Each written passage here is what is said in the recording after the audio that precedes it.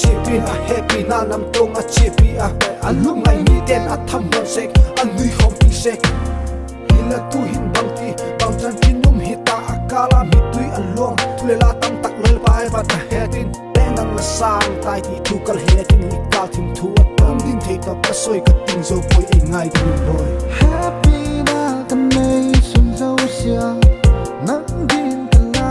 na di lim tha kha lung lai ve lo mo la ki ai ngai nei no me lung ka tuang zo kwai o di lim tha